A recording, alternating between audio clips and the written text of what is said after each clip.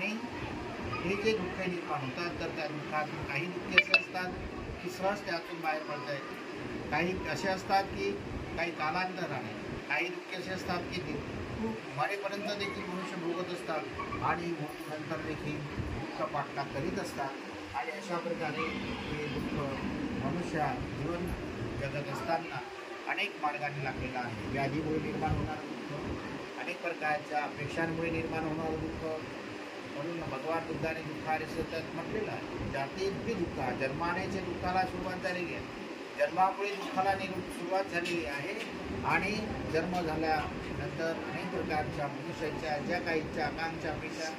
ज्या निर्माण झालेल्या आहेत त्या आपल्याला भूक लागली तर अन्न हवे आहे, तहान लागली तर पाणी हवे लागलेलं आहे, अनेक प्रकारच्या माणसाच्या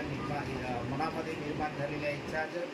आपल्या वेळेत जर पूर्ण झाल्या नाही तरी देखील आपण त्या प्राप्त करण्यासाठी आपण प्रयत्न करीत असतो आणि जोर लावून प्रयत्न करूनही जर मिळालं आहे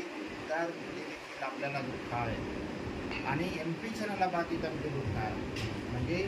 आपल्या संसारामध्ये आपल्या अपेक्षाप्रमाणे आपल्या घरातील व्यक्ती जर एकमेकांपासून एकमेकांप्रती जर व्यवहार करत नसतील योग्य प्रकारे आपल्या अपेक्षांप्रती तरी देखील ते दुःखाला कारणीभूत आहे। मग ते कितीही जरी प्रियजन असले मग आपले प्रियजन देखील आपल्याला दुःखाला कारणीभूत ठरतात जे आपल्या अपेक्षाप्रमाणे आपल्या मताप्रमाणे आपल्या अपेक्षांप्रमाणे राहत नाही आणि त्याचं देखील संसारामध्ये दुःख आहे। आणि अशा प्रकारचं प्रियजनांचं दुःख आहे आणि प्रियजनांच्या वियोगाचं दुःख आहे। आणि मग आपल्या जर प्रिय कोण आहे तर आपल्या अपेक्षा हे आपल्याला सिद्ध होते, जो आपल्या अपेक्षांप्रमाणे राहतो तो आपल्याला अधिक प्रिय असतो। आणि म्हणून म्हटलेलं आहे काही अपेक्षा असतात अशा की त्या आपल्या प्रयत्न करूनही पूर्ण होत नाही आणि मग अशा प्रकारच्या जर आपल्या अपेक्षा असतील जसं सत्तानंगी व इच्छा उपस्थिती मरण धर्मानंगासाम मरण धर्मानंगागच्छी नक्रूपणे ते इच्छा पतम मग इदम पेन जर अशा प्रकारची जर प्राण्यांनी अपेक्षा केली की मरण धर्म असू नये, हे मरण धर्म येऊ नये, परंतु ह्या आपल्या अपेक्षा पूर्ण होणाऱ्या नाहीत, अशा प्रकारच्या अपेक्षा देखील आपल्याला दुःखाला कारणीभूत ठरतील। सत्तानंगी व इच्छा उपस्थिती व्याधी धर्मानंगासाम व्याधी धर्मानंगागच्छी नक्रूपणे ते इच्छा पतम मग इदम पेन जर आपल्या मनुष्य प्राण्यांनी जर अशा अपेक्षा निर्माण केल्या की नाही या संसारामध्ये व्याधी धर्म असू नये, हे व्याधी धर्म येऊ नये, परंतु ह्या देखील आपल्या अपेक्षा पूर्ण होणाऱ्या नाही आणि हे देखील आपल्यासाठी आपल्या अपेक्षाप्रमाणे न घडणारे तर अशा काही अपेक्षा असतात की ज्या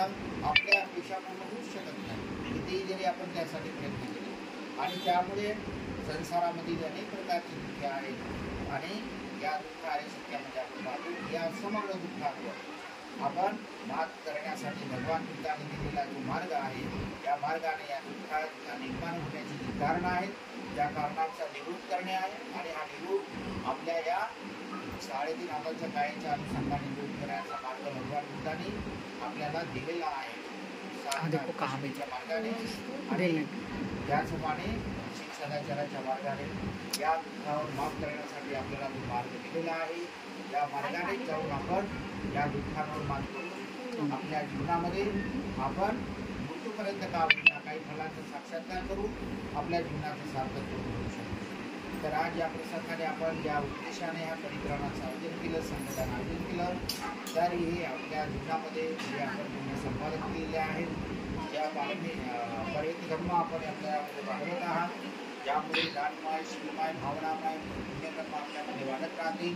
पुढे आपल्याला प्रज्ञापूर्तीचा मार्ग मिळेल आणि आपल्याला धर्माच्या कुशल आचरणाचा मार्ग मिळेल। धर्माच्या कुशल आचरणाने आपण या जीवनामध्ये फलांचा साक्षात्कार करण्याचा मार्ग मिळू शकला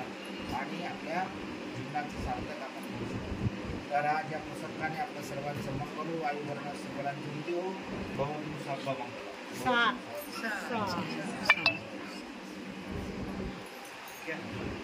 Ready?